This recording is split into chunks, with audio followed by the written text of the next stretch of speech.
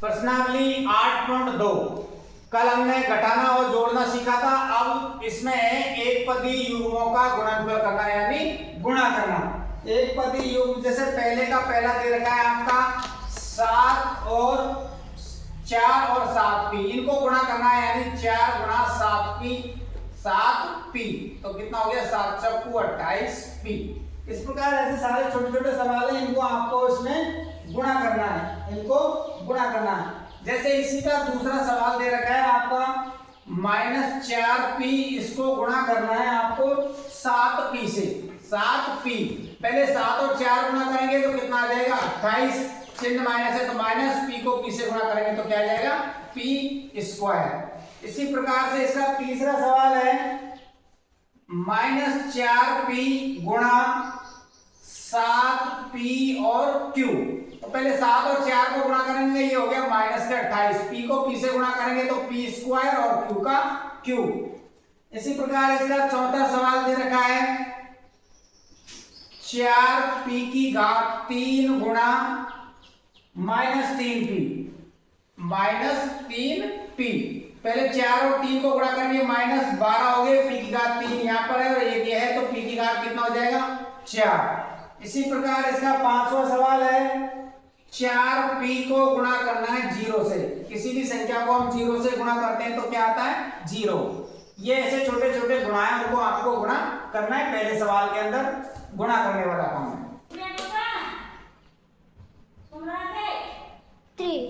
सवाल नंबर 2, एक पदवी युग्मों वाले आयतों का क्षेत्रफल ज्ञात करना। आयत का क्षेत्रफल का सूत्र क्या होता है?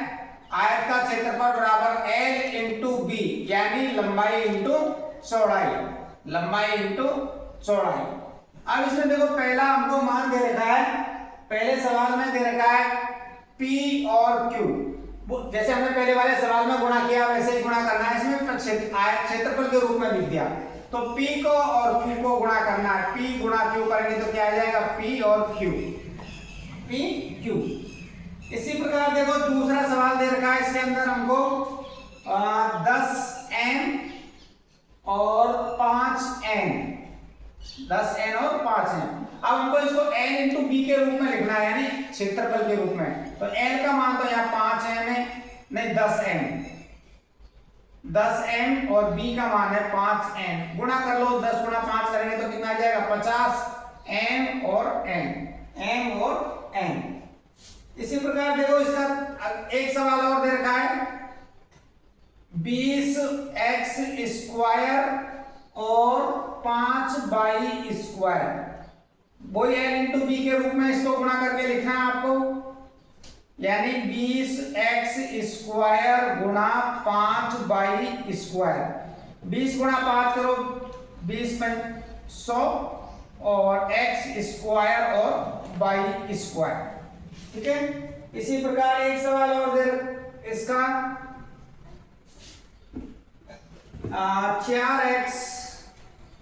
4x और 3x²। ये हो गया अब आपका 4x गुणा 3x²। तो ये हो गया 4 तिया 12, 1x ये है और x की घात 2 ये है, तो ये कितना हो जाएगा x की घात 3। इस प्रकार एक दूसरे सवाल में आयत के क्षेत्रफल के रूप में आपको इन मानों को गुणा करना है और हल करना है।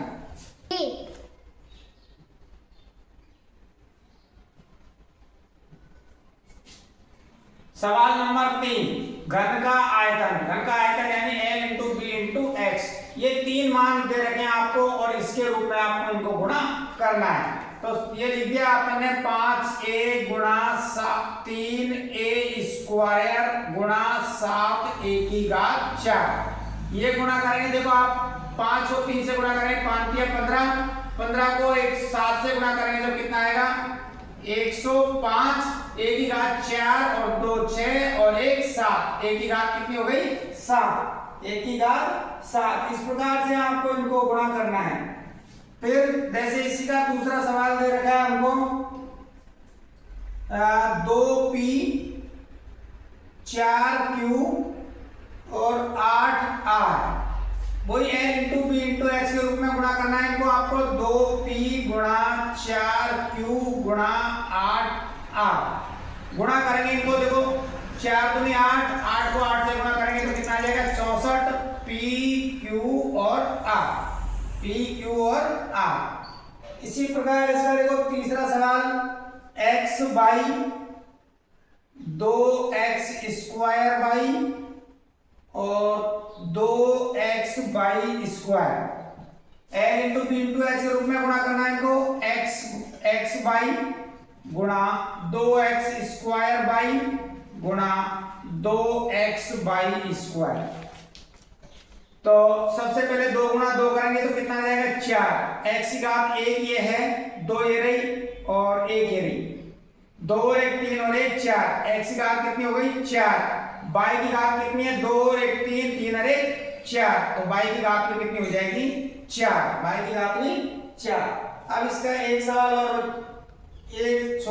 और है इसमें पांचवा, a और 2b और 3c गुणा कर लो इनको भी।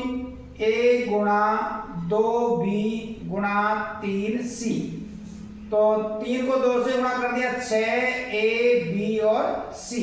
इस प्रकार ये आपका तीसरा सवाल पूरा। चौथा सवाल, सॉरी ये कौन सा सवाल है आपका चौथा।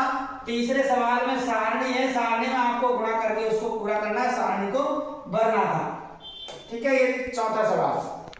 सवाल नंबर 5 दे रखे हैं इसमें युग्म, हमको गुणनफल ज्ञात करना है, यानी गुणा करना है। पहला एक्स वाई, बाई जेड और जेड एक्स, इनको गुणा करना है आपस में। तो इनके बीच में चिन्ह लगा दिया हमने गुणा का। x कितने हैं यहाँ पर 1 और 2, तो ये हो गया x की घात 2।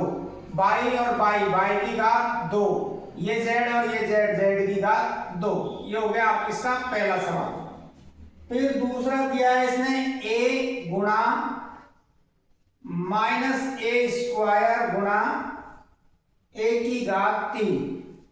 अब गुणा करेंगे इनको, a माइनस है तो माइनस लगा दो, a की घात 3 और 2 5, 5 और 1 6। तो ये हो गया a की घात 6, माइनस a की घात 6। फिर अगला सवाल है इसका तीसरा सवाल है 2 गुणा 4 बाई गुणा 8 बाई की घात 2 गुणा 16 बाई की घात 3, 16 बाई की घात 3। यानी हमको इनको गुणा करना है। 2 गुणा 4 करेंगे 8, 8 को 8 से गुणा करेंगे 16, 8 गुणा 8 करेंगे 64, 64 को गुणा करना हमको 16 से। 16 को 16, 32, 48, 64 का 4 हासिल की 6, 96 और 64 को 16 गुणा करेंगे जब आएंगे हमारे 1024, 1024 बाई की घात 3, 3 और 2 5, 5 और 1 6। तो बाई की घात कितनी हो जाएगी 6, बाई की घात 6। अगला सवाल है a गुणा 2b गुणा 3c गुणा 6abc, 6abc गुणा करेंगे। पहले देखो 6 को 3 से गुणा किया, 6 की 18, 18 को 2 से गुणा करेंगे 18 दूनी 36। फिर हमारे पास में देखो a और a, 2a है तो ये हो जाएगा a², एक b है ना, एक b है, b² हो गया। ये एक c है और एक c है, तो यानी ये c² हो गया, c²। इस प्रकार ये हो गया हमारा 36 a² b² और c²। इस प्रकार से ये देखो प्रश्नावली में एक सवाल और है, इसका 5वां इसी सवाल में है। 5वां सवाल है वो दिया है हमको m गुणा -mn गुणा mnp, m कितने हैं 1 2 3, चिन्ह माइनस लगा देंगे। m की घात कितनी हो गई 3, n एक है, एक है, n की घात कितनी हो जाएगी 2 और p का p। इस प्रकार ये आपकी 8.2 प्रश्नावली समाप्त होती है। इसमें छोटे छोटे प्रश्न हैं, ज्यादा बड़े प्रश्न नहीं है। ठीक है।